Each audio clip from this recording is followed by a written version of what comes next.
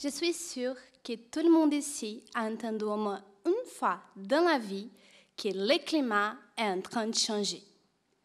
Depuis la révolution industrielle, la pollution et les gaz à effet de serre augmentent dans l'atmosphère. Cette hausse des émissions de gaz carboniques et méthane provoque le réchauffement climatique qui met en danger toute la vie existante sur la planète. C'est le développement industriel effréné qui nous a amenés à ce scénario catastrophique et on ne peut pas parler en développement sans parler de l'industrie sidérurgique et donc de l'acier.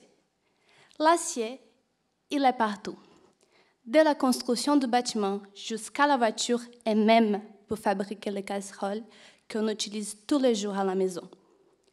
L'industrie sidérurgique, pour produire l'acier, utilise le fer. Et ce fer est produit à partir du minerai de fer. Mais le processus pour transformer ces minerais rejette beaucoup de CO2. Figurez-vous qu'en 2014, l'industrie sidérurgique représentait 7% des émissions anthropiques de CO2 et 28% des émissions industrielles mondiales. Face à ces chiffres alarmants, on se pose la question. Comment l'industrie sidérurgique peut réduire ses émissions de CO2? Moi, avec ma thèse, je travaille dans le développement d'une solution. Et cette solution se concentre sur le corps de l'industrie sidérurgique, les hauts fourneaux. C'est dans les hauts fourneaux où le fer est produit, et pour faire ça, imaginons-nous qu'il marche comme une grande casserole, où je rajoute un peu de minerai de fer, un peu de carbone, un peu de l'air, je mets la casserole au four et voilà, on produit le fer.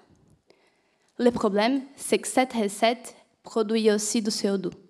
Et ce que je vais faire pour résoudre ça est développer une deuxième casserole qui s'appelle réacteur plasma.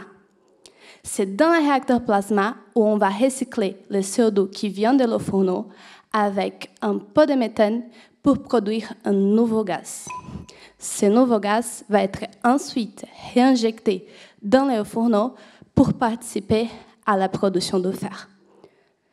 Mon objectif avec ma thèse est alors de déterminer la taille et le format idéal de la casserole réacteur plasma.